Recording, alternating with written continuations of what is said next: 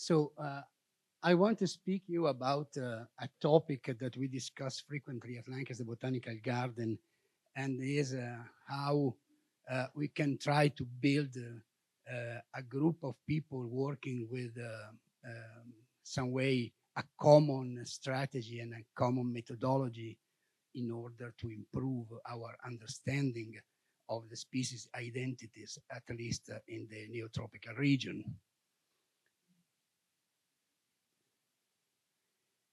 I'm speaking about modern floras because systematic botany and its servant Ancilla, that is our floristics, have not enjoyed the widespread support in academia in recent decades. And nonetheless, the growing urgency to know and organize the multitude of living things in the face of the threat of their disappearance has favored the creation of an ever-increasing number of works aimed at the critical catalog of plant diversity.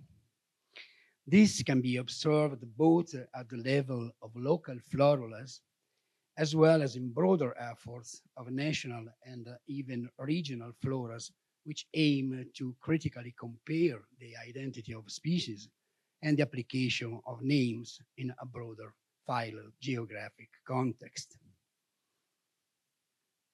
In modern floristics, there is a clear trend towards a progressive reduction of ambiguity in the application of names.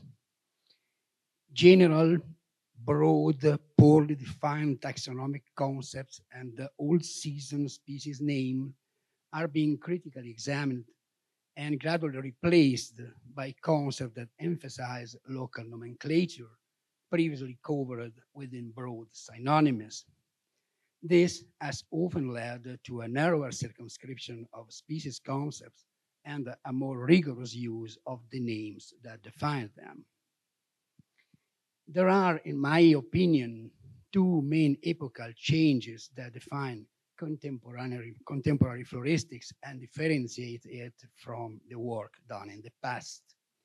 The first is that the work dedicated to the study of flora is now, for the most part, carried out on site, which allows access to a much greater number of specimens, often live, and a better understanding of natural variation of species. The second is the increasingly systematic and modern use of the study of nomenclatory types for the application of names.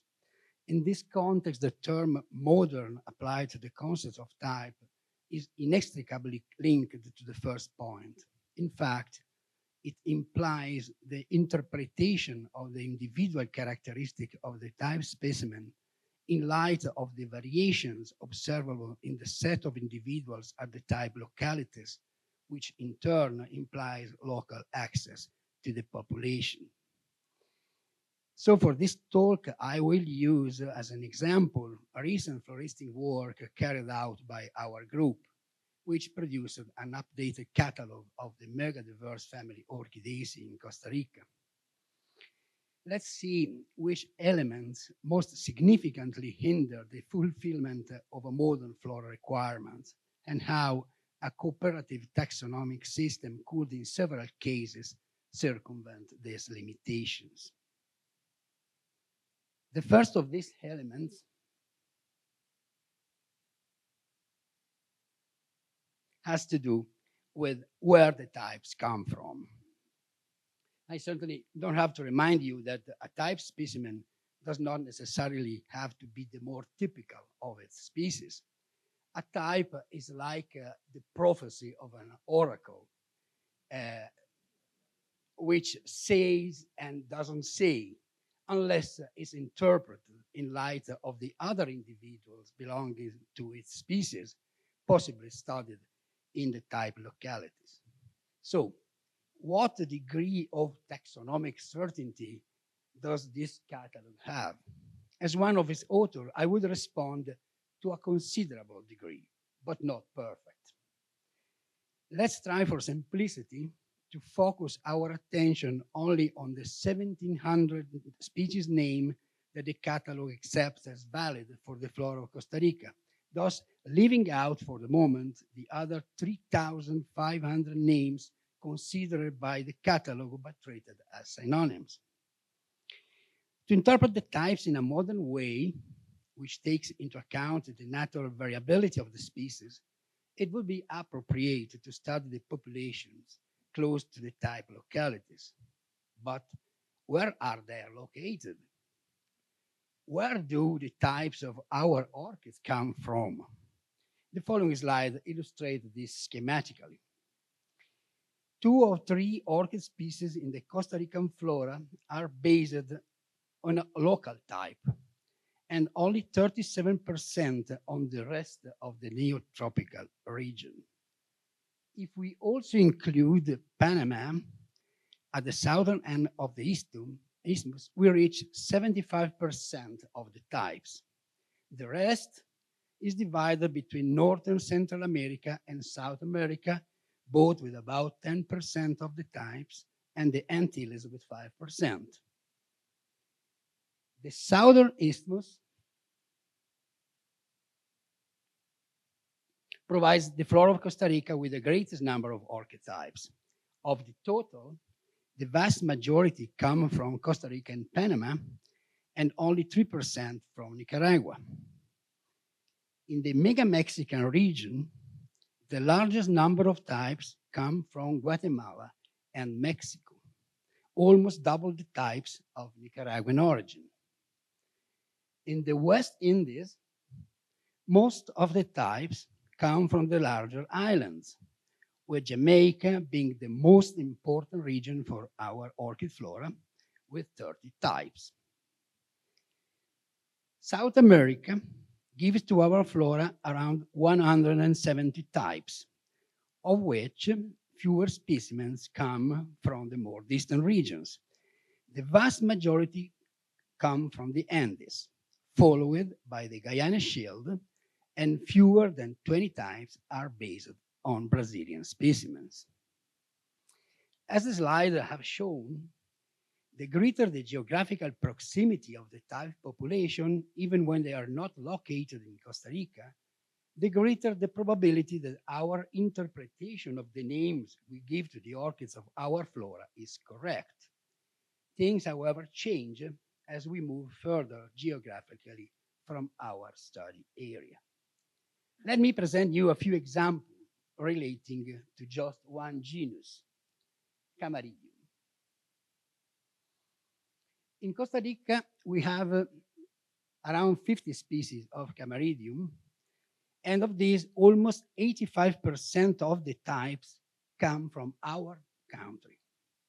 This becomes 95% of the types of the total if Nicaragua and Panama are included as origin of the types.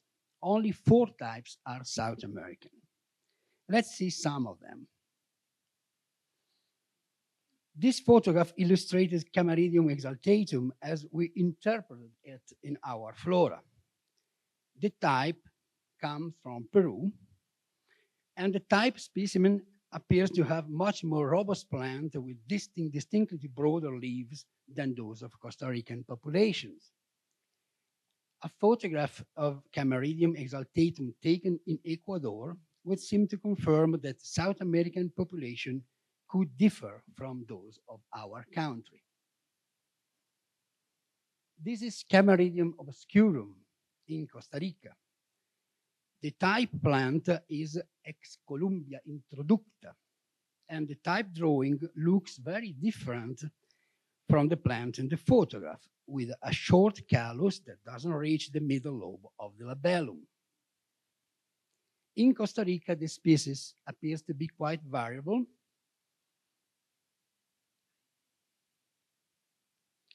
and a photograph that has been taken in Eastern Panama shows a specimen that could well be included in the range of variation observed in our country. The same author of the species illustrated it in a very distinct way about 10 years later. Considering that the Columbia of 19th century included Panama, it may well be that the type specimen actually originated in that country. And this is Camaridium dichotomum, as we have interpreted in our catalog. The type specimen is from Nenegol region in Ecuador and has not survived. The lectotype is a copy of an original drawing and honestly not very easy to interpret. I photographed this Camaridium specimen northwest of Quito, not far from Nanegol, and this made me doubt about our interpretation of this name for the flora of Costa Rica. The second element that makes difficult to interpret the types that should serve as the basis for the nomenclature of our flora is linked more than to geography, to the age of the names. Although more frequently than one would expect, the two difficulties tend to coincide. The plants collected in the tropic in the second half of the 18th century were found mainly along the coasts of the colonies, near the original European settlements.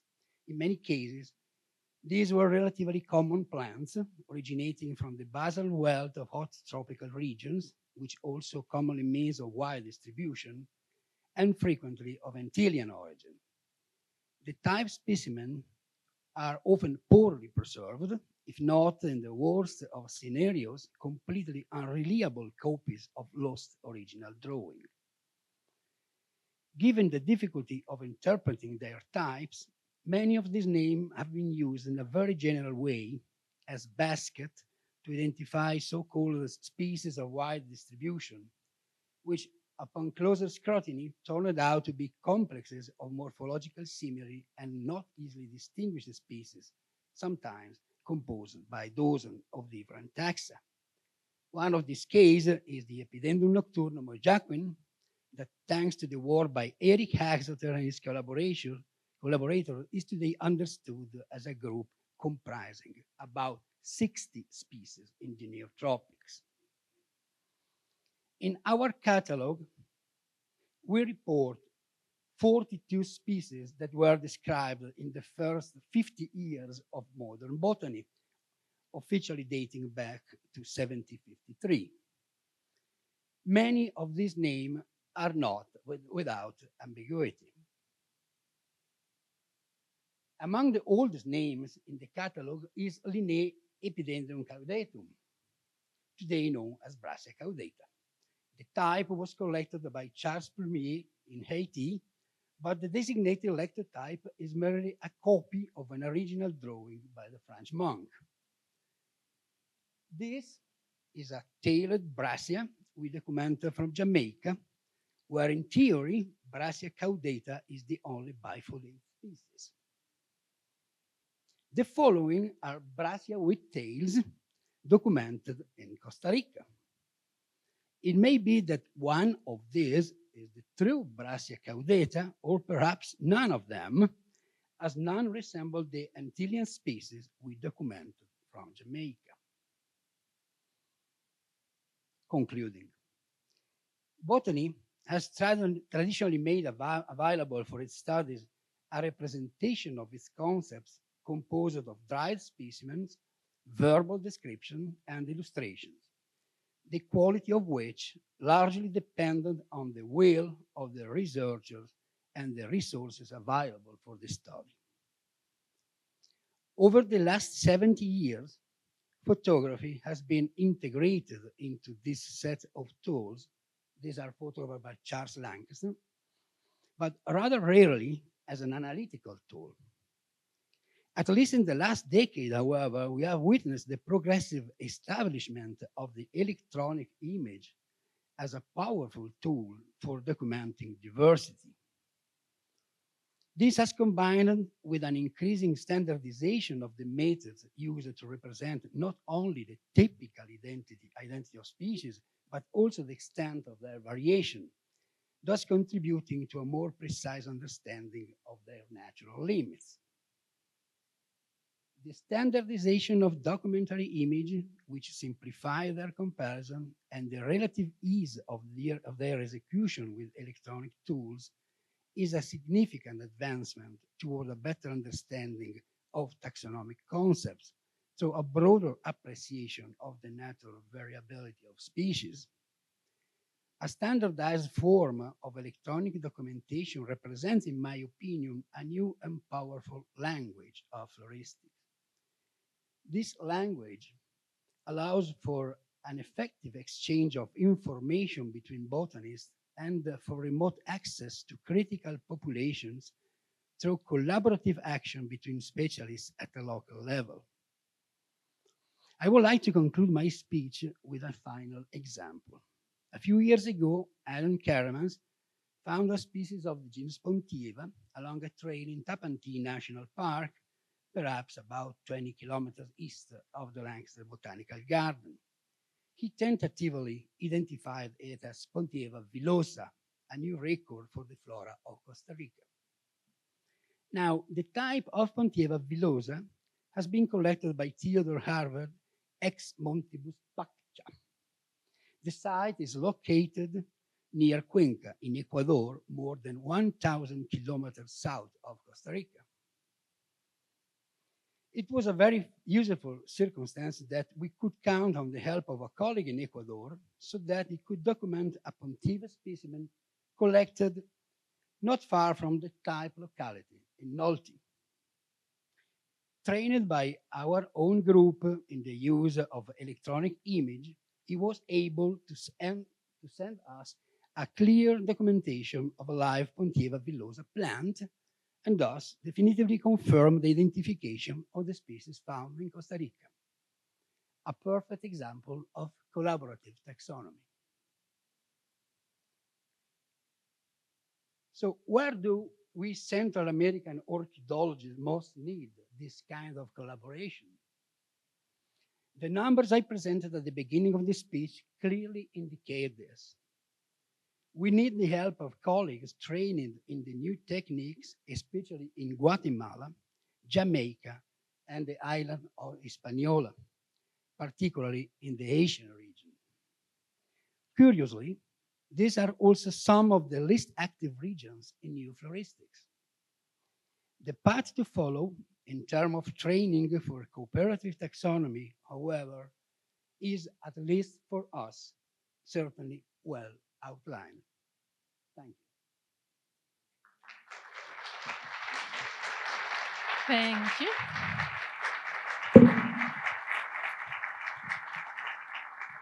So we still have time for 2 or 3 questions.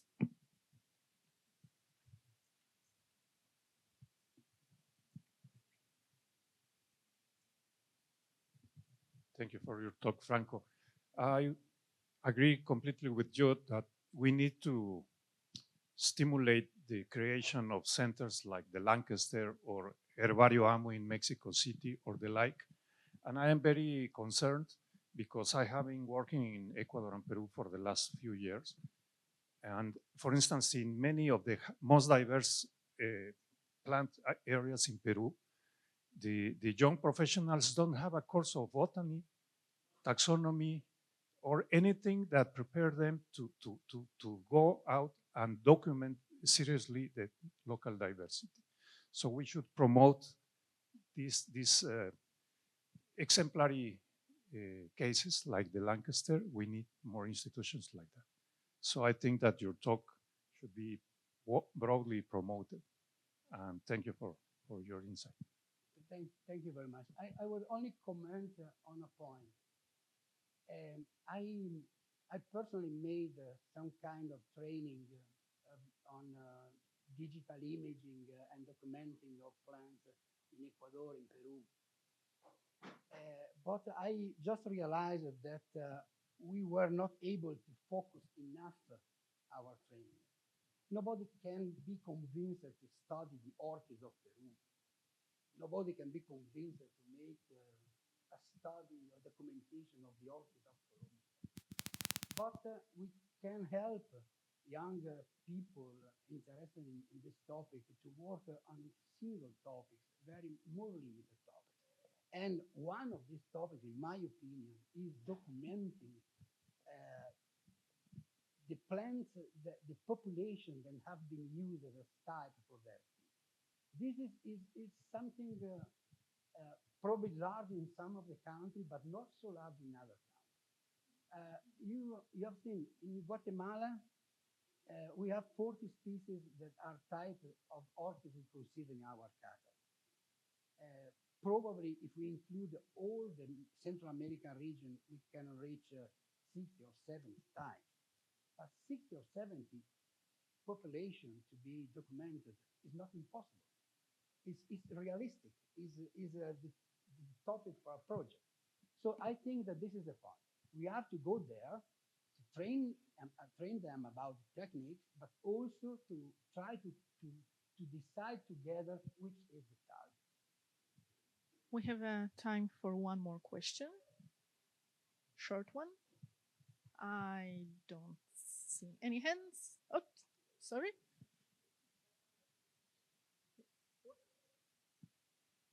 I'm sorry. That's okay. No, I know it's getting tight. Thank you very much. That was a wonderful talk. And I was thinking along the lines of your new language and the role that that scientists who are posting to things like iNaturalist and looking for can learn to speak that language and learn to understand that there are observations, even if it's a one-off observation, it gets identified, they understand what it is, that gives them feedback to then go and make more observations, and it can kind of be this positive feedback loop that we can use to create more people speaking the language and then contributing to these data sets. And I was just wondering how that fits into your vision. Thank you. I think it's a very useful observation. I told you that the complex of techniques is not so difficult to be applied. And in a time where you are so frequently speaking about citizen science, I think that the target of our attention is not necessarily scientists. Scientists are obviously an important part in order to create modern floras, but the help of people that just learn the techniques and apply these techniques to document the diversity in a modern way, I think is an important step to be done. So it's much larger than the community of botanists. It's the community of people interested in plants. Thank you very much. And now we will welcome Diego Bogarin with his talk. Thank you.